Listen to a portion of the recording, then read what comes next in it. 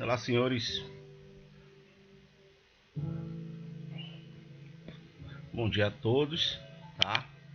Vamos começar a nossa disciplina aqui, dar continuidade à nossa disciplina de geração, transmissão e distribuição de energia elétrica. E a nossa sexta aula aqui com o tema eficiência energética, especificamente eficiência energética, tratando principalmente pelo fornecimento de energia elétrica, como esse fornecimento é e quais são as características de cada características de consumo que nós temos aqui, certo? Mas primeiro, vamos dar uma recapitulada daquilo que nós já vimos na nossa disciplina. Na aula passada a gente tratou sobre a eficiência energética, tá? Sobre a lei da dissipação de energia, falando sobre rendimento, um tópico muito importante que nós temos. Também falamos sobre potência e consumo, rendimento aqui novamente. Já conhecemos a matriz energética e fizemos um balanço dessa matriz energética aqui no Brasil sobre o Sistema Interligado Nacional, nosso SIM. Já a nossa aula de hoje nós vamos tratar sobre demanda e consumo e o nosso fator de carga, tá? Esses pontos são importantes para que a gente possa tratar sobre eletricidade, tá? Então vamos lá, senhores. Falar sobre fornecimento de energia elétrica, a gente vai falar principalmente do sistema de energia elétrica que nós temos e os nossos consumos, os nossos gráficos que nós tratamos e conhecemos aqui na nossa eletricidade, correto? Então vamos lá. Falar de fornecimento, a gente tem que conhecer primeiro a demanda, tá? A demanda, ela é o consumo de energia elétrica em kWh de uma instalação dividido pelo tempo no qual se verificou o tal consumo, tá? Então vamos lá. Para o faturamento de uma concessionária, intervalos de integração são de 15 minutos, tá ok? Então nós temos no mês, ele tem 30 dias, tá? Cada dia 24 horas vezes 4, né? Por que 4? Porque é 15 minutos, tá? Se eu pegar uma hora e dividir ele em 15 minutos, nós temos 4 intervalos de 15 minutos, tá? Totalizando no mês 2.880 intervalos de 15 minutos mês que nós temos sobre demanda, tá? A demanda é próximo de 3.000 vezes por mês, ó. Então nós temos 2.800 de cálculo, mas ela se aproxima de 3.000 vezes por mês. A concessionária de energia usa o valor mais alto, mesmo que tenha sido verificada apenas uma vez, tá ok? Por que isso, senhores? Porque a gente tem pouco de deixar sobras para que a gente possa atender outros consumidores, tá? Então eu não posso trabalhar sempre no limite. Eu tenho que ter um intervalo de uns 80%, 85% para ter esses 15%, esses 20% de disponibilidade no sistema dessa demanda. Vai que alguém precise ligar a algum outro equipamento, ele tem a disponibilidade da nossa eletricidade, correto? Então o cálculo é esse aqui, ó, energia consumida em 15 minutos, tá? Dividido pelo intervalo de 15 minutos, que é 0,25 horas.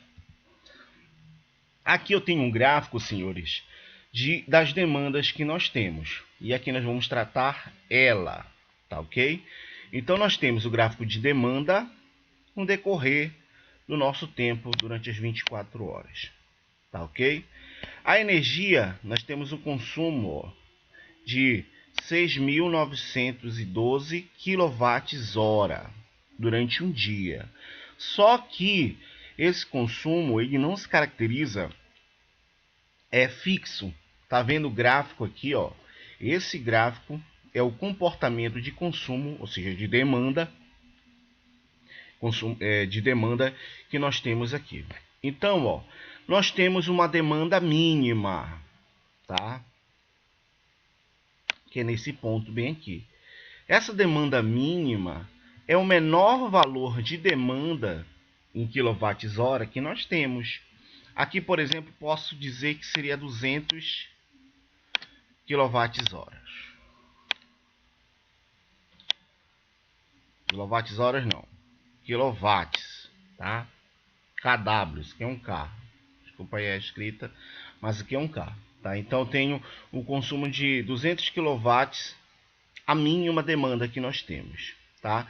Assim como nós temos a demanda máxima, ó, do gráfico, nesse ponto bem aqui. Então nesse ponto é onde eu tive a maior demanda. Então aqui, ó, a maior demanda foi 480 kW, tá? Então se eu tenho a demanda mínima e a demanda média, é só eu somar, tá? Eu fazer a soma e dividir, que eu vou encontrar a minha demanda média. E essa demanda média, por exemplo, é utilizada para os nossos registros.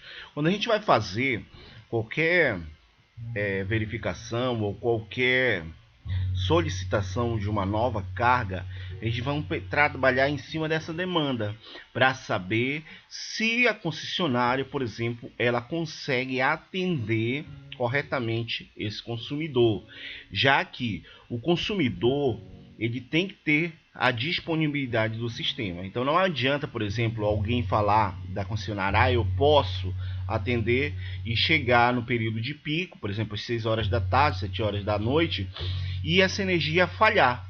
Para a empresa ou para nós consumidores, isso é ruim. É ruim também para a própria concessionária, tá? Pois eu volto nesse nosso exercício, que já vai ser a nossa tarefa, tá? E aqui, na verdade, a gente pode tirar alguns dados. Qual é a potência instalada? Qual é a demanda de cada intervalo que eu tenho aqui, ó? Tem intervalos.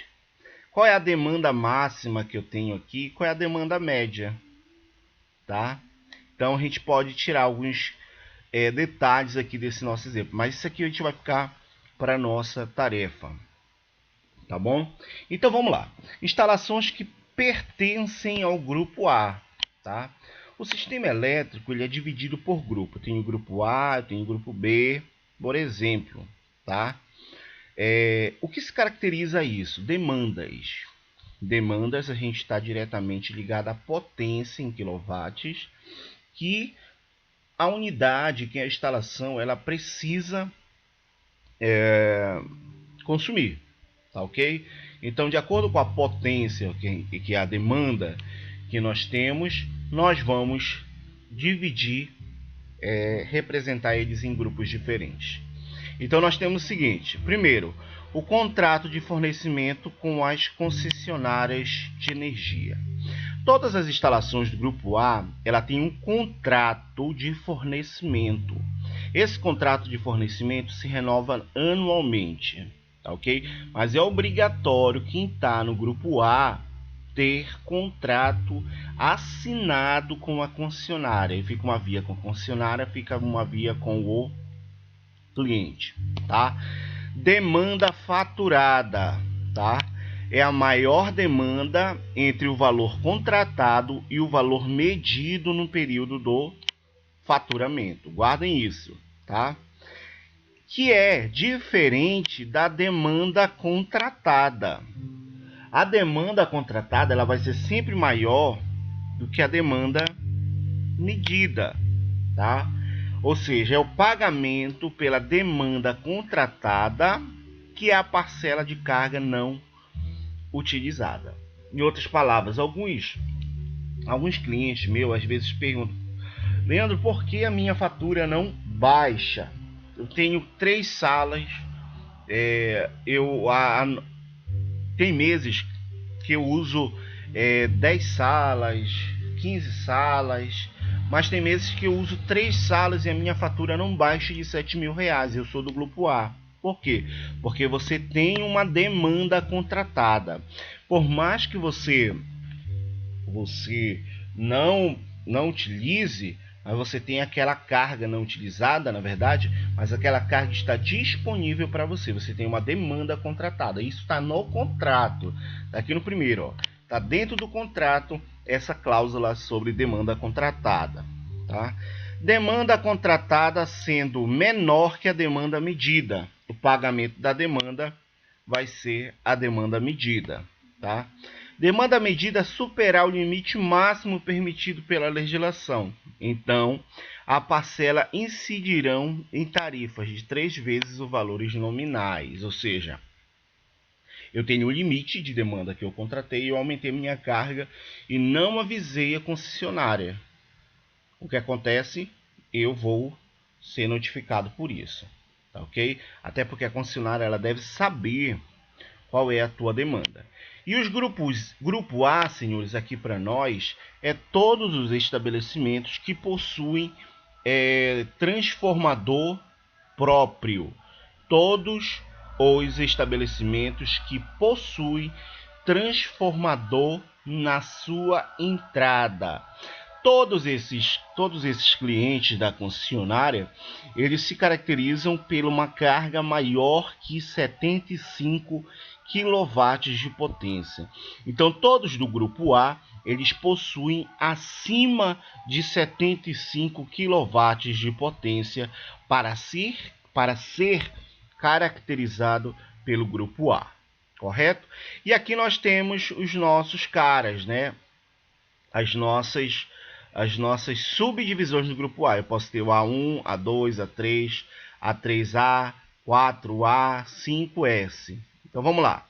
Tensão de fornecimento superior a 230 kW. Grupo A2. Tensão de fornecimento entre 88 kV e 138 kV. A3, tensão de fornecimento entre 69 kV, tá? A3A está entre 30 e 44 kV. A tensão entre 2,3 kV e 25 kV. Eu tenho A4. E AS, tensão de fornecimento inferior a 2,3. Por exemplo, se a nossa rede ela for 13,8 kV,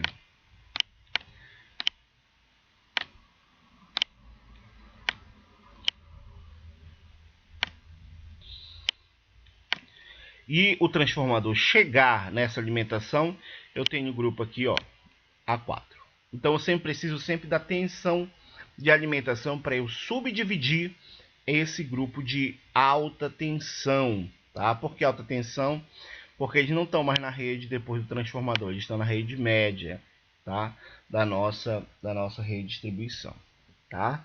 Já os grupo B são o grupo dos consumidores menores de 75 kW. Então sempre bate aqui, ó, 75 kW de potência de consumo, de demanda. Nós temos abaixo disso, tá, os consumidores de classe B, tá ok? E eles são novamente subdivididos, tá? Residencial de baixa renda B1, tá? Ou residencial de baixa renda, ou seja, nossa casa ela é do grupo B, B1, tá? Pessoal do rural, serviço público de irrigação, nós temos o B2, tá? Quem não se encaixa no rural e quem não se encaixa no residencial nem de baixa renda, nós temos as outras classes, tá? Os outros tipos de estabelecimentos, tá? E depois nós temos o grupo B4, que seria específico da iluminação pública, tá? A questão da nossa iluminação pública. Então nós temos, nossa casa, como consumidor residencial, nós estamos no grupo B1, tá? Baixa tensão, 220 volts trifásico, tá bom? Sendo o grupo B abaixo de 75 kW, sendo o grupo A acima de 75 kW. Então aqui eu tenho B abaixo e acima de 75 eu tenho o grupo A. Correto? Qual é a maior dificuldade disso, senhor? É a determinação das necessidades com antecedência. É muito difícil falar de consumo sem saber quem vai entrar na rede. E toda vez que eu tenho uma nova solicitação, a concessionária ela é obrigada a atender, principalmente os nossos residenciais. Aí eu tenho todo um estudo por trás para caracterizar que aquela rede vai suprir a necessidade daquele consumidor ou vai afetar todo mundo. Porque se uma residência entrar na rede e não tiver a potência que é necessária para ela na rede, o que acontece? A iluminação ela vai diminuir, eu vou ter uma queda nessa tensão e uma queda na eficiência dessa nossa eletricidade. Tá? O valor contratado, o mais próximo possível da necessidade da instalação. Poxa, tem que ser o mais próximo, eu não posso superdimensionar, botar os valores acima, nem subdimensionar, botar os valores abaixo. Tem que ficar numa média, tem que ficar o mais próximo. Mas e aí, ó? O cara tava com 30, aí ele botou uma bomba de 3 CV, aumentou a demanda dele. Mas ó, nem sempre isso é notificado para a concessionária, a gente vai saber lá no consumo, né? Aí ela faz uma avaliação em cima desses consumos, tá? Custo adicional de energia, o pagamento da parcela sem o uso ou o pagamento das demandas de ultrapassagem, tá? Isso fica um custo adicional na conta de energia, principalmente do grupo A, tá? Porque eu tenho um limite de contrato de demanda e às vezes eu consumo mais. E isso faz com que a gente tenha um custo adicional nessa nossa energia, ou seja, ela fica mais onerosa, ela fica mais cara, para que a gente possa... O consumo, na verdade, ele fica bem mais caro. Tá? Sistema convencional orono-sazonal verde. O que é que eu tenho isso aí? A demanda da potência possui uma única tarifa. Tá? Por exemplo, tá? Nós temos o consumo dado pela uma tarifa única, mais ou menos R$1, tá? Mas quando eu tenho maior demanda, tá? Alguns pontos nós temos fora do horário de pico, nós temos maior demanda, então nós temos uns valores diferentes. O sazonal azul, nós temos o seguinte: a demanda de potência faturada com dois preços. Nós temos a demanda de ponta e a demanda fora ponta. Aqui no azul, eu tenho um valor específico para quando eu estou no horário de ponta, no horário de pico, que é das 6h30 às 9h30, tá? E fora de ponta eu tenho um outro valor. Então, o relógio é diferente do relógio da nossa casa, que mede um único valor. Aqui eu verifico o valor de ponta e o valor de fora ponta, tá? Por exemplo, o valor de ponta fica 50 centavos. Perdão, o valor de fora de ponta, de pico, fica 35 centavos. E o valor no horário de pico fica R$5. Seria mais ou menos esses valores que nós temos aqui no consumo. Em outras palavras, quando eu tenho o horário de ponta, que eu tenho de maior consumo, esse eu pago bem mais caro a minha eletricidade. É por isso que a fatura de energia, a conta de energia vai ficar bem mais onerosa só nesse período de 3 horas, que é o horário de ponta. E cada concessionária ela determina esse horário de ponta. Não é fixo, tá? É fixo por concessionária, mas cada uma especifica a sua. Demanda faturada, senhores. A demanda contratada fora do horário de ponta e a demanda medida com ultrapassagem no horário de ponta. Dificilmente utilizado em sistemas de menor porte. Controle de demanda não é feito automático. Isso é importante, não é feito automático, tá? Mas a gente faz essas medições aí no nosso relógio, tá? Então nós temos o seguinte, aonde é que é utilizada essas modalidades tarifárias? Tá? Nós temos essa tabela aqui que vocês vão utilizar. Ó. O grupo verde, tá? Grupo azul e assim sucessivamente. Vamos só dar uma lida nesses nossos valores.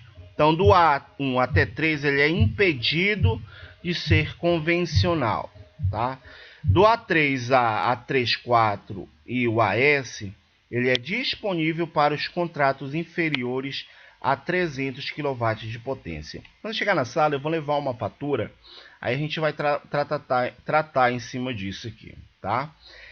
Ainda esses aqui, que são os nossos consumidores menor, nós temos disponibilidade para qualquer valor de demanda contratada.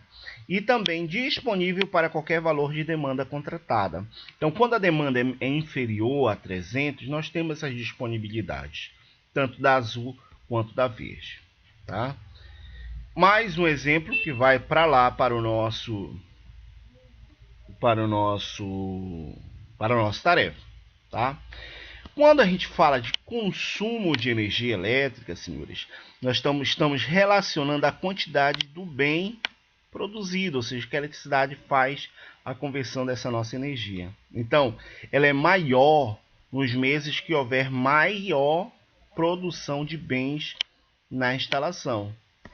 Produção de uma instalação é o uso do sistema de iluminação, de sistema de ar-condicionado, dos nossos motores e assim sucessivamente, ou seja, seria o nosso consumo, tá?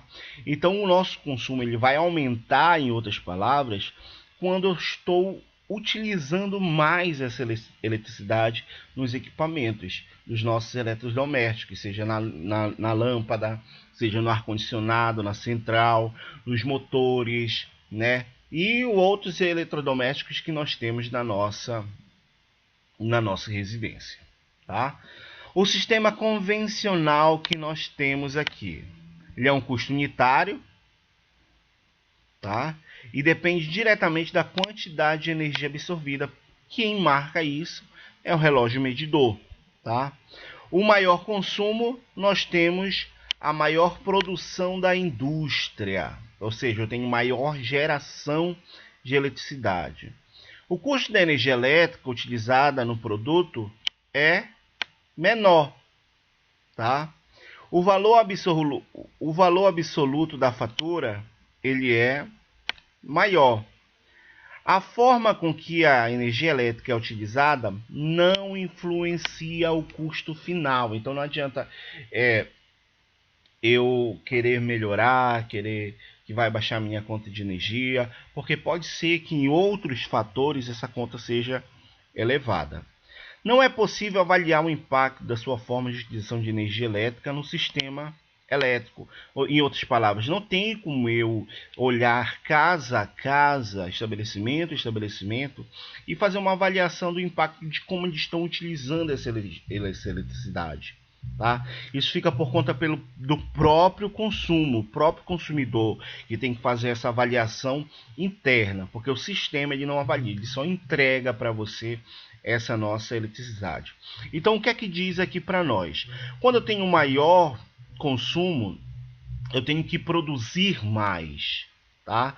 Só que nem sempre eu tenho ferramentas, ou seja, água nos lagos, para gerar eletricidade. Então, eu tenho uma produção menor, aí eu tenho elevação desses nossos valores. Isso está na nossa taxa de energia, mas o custo ele é unitário, é único. O valor do kWh ele é único. Só vai aumentar tarifas, taxas que a gente paga mais e assim influencia o aumento dessa conta de energia. Já o sistema orossazonal, nós temos tarifas diferenciadas. Nós temos tarifa no período de ponta seco, no período de ponta úmido, ou seja, quando meus níveis de reservatórios estão altos ou quando os meus níveis de reservatórios estão baixos. Assim como eu tenho o período de ponta, fora ponta, seco e fora ponta úmida, tá? As tarifas mais caras são quando os reservatórios estão secos, tá? E as mais baratas quando eles estão cheio. É óbvio, senhores. Quando o lago está seco, é necessário utilizar as termoelétricas. Termoelétrica, diesel, tá? Diesel para nós, derivado de petróleo, é caro comparado às águas que nós temos de graça aqui nos nossos rios, aqui, por exemplo, da nossa Amazônia. Então, quando está no período chuvoso, a gente tem bandeira verde. Quando está no período de seca, nós temos as bandeiras vermelhas, ou seja, a energia ela fica bem mais cara, tarifas diferenciadas. Isso aqui na classe A, tá? Com falta de água nos reservatórios, a conta de luz volta a ter bandeira vermelha. Isso é muito noticiário nos nossos jornais. Ou seja, o consumidor vai pagar R$3 para cada 100 kWh de consumo. Tá ok? Quando a gente tem a bandeira vermelha, período seco, senhores. Isso já é tarifa, é taxa que nós temos da bandeira vermelha, pela ANEEL. Tá? Então, não é pela CELP, é pela ANEEL. Tá? A ANEEL que determina isso. Então, nós temos para cada 100 kW de consumo, nós temos R$3 aumentado na tarifa de consumo nossa aqui. Tá? Então, como baixar o custo para o consumidor? Primeiro, nós temos que concentrar a produção nos períodos em que a energia fornece a tarifa mais barata. Só que, na verdade, a gente não consegue armazenar energia. A gente pode ter um grande nível de reservatório, a gente desperdiça potencial energético pelas comportas, por exemplo, recentemente Tucuruí, mas porque nós não conseguimos armazenar energia CA. Tá? Então, o custo final da energia elétrica é uma relação entre a redução do horário de ponta e o uso mais intenso da energia elétrica fora de ponta. Ou seja, em vez de todo mundo consumir no mesmo horário, seria importante que a gente equilibrasse essa curva. Tá? Para a gente não ter uma demanda muito alta no horário de ponta e uma demanda muito baixa no horário de fora ponta. Tá? Então, o que é que a gente faz? O que é que o sistema, o que é que a ANEEL faz? Ela tenta balancear esse sistema de tal forma que ela quase obriga a classe A a sair no horário de ponta, justamente ficando esse valor mais caro. Tá? Ela quase obriga. Então, muitos estabelecimentos eles retiram-se da rede nesse horário de 6h30 às 9h30. Tá? Por quê? Porque a conta fica mais cara. Exemplo, numa conta de R$20.000 de uma classe A, R$12.000, por exemplo, é só do horário dessas 3 horas, das 6h30 às 9 horas. O restante de R$8.000, ele fica pelo restante das 21 horas por dia, durante o mês. Então, essas 3 horas mensais, ela custa R$12.000 para essa fatura. Então, é melhor eu sair essas 3 horas, botar um gerador próprio, tá? E depois entrar na rede, porque nesse horário eu pago maior valor de consumo de energia elétrica. Tá? Então, o que é que nós temos que fazer para baixar o consumo, o custo dessa nossa energia, dessa nossa fatura? Nós temos que, além de revelar as relações entre os hábitos e consumo que nós temos de energia elétrica, úteis ao estabelecer rotinas e combater o desperdício. Tá? Eficiência energética, combater desperdício. Tá? A análise da fatura de energia elétrica é a base para a avaliação econômica dos projetos de eficiência energética. Tá? Por quê?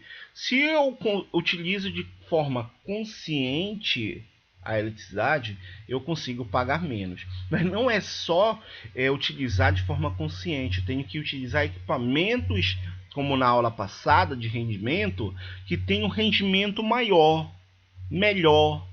Por quê? Porque o meu consumo de energia vai ser menor, consequentemente. Então, nós temos aí a nossa correção do fator de potência. Tá? O fator de potência é o percentual, ou seja, é quase o rendimento daquela nossa máquina. O fator de potência está caracterizado a porcentagem de energia que vai realizar trabalho. Então, toda máquina que nós comprarmos a partir de agora, nós temos que analisar o fator de potência dela. Tá? Qual é o fator de potência daquela máquina? E onde está esse fator de potência? Classe A, classe B, classe C, tá? Do Procel, do selo do Procel, tá? Enquadramento tarifário e determinação do valor da demanda contratual e pode ser realizada com programas computacionais específicos. O Procel vem em desenvolvimento esses dados e algumas planilhas de Excel e principalmente nos selos de qualidade que ele nos proporciona, tá? O fator de potência. Como é que nós melhoramos esse nosso fator de potência? Vamos pegar esses dois dados aqui, ó. Eu tenho um fator de potência de 0,85 e um fator de potência de 0,92. O que caracteriza isso? Ó? Eu tenho uma potência em kVA, uma potência aparente de 1000 kVA aqui, ó. Tenho uma potência de 1000, tá? Olha a característica. Se eu tenho um fator de potência de 0,85, uma potência ativa, eu vou ter de 850.